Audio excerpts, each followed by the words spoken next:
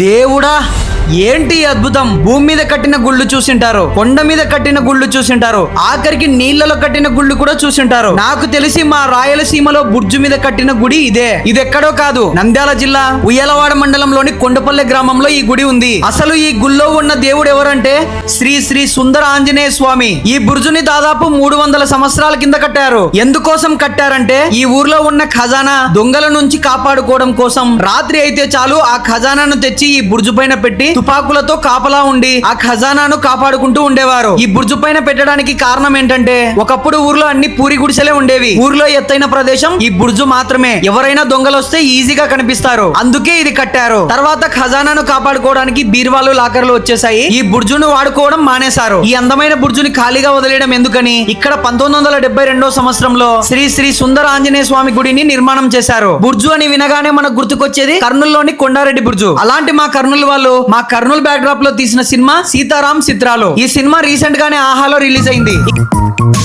మీకు టీచర్స్ గురించి అంత బాగా తెలుసా? గురు బ్రహ్మ గురు విష్ణు గురుదేవో మహేష్ బాబా అన్నారు. అది మహేష్ బాబు కాదు.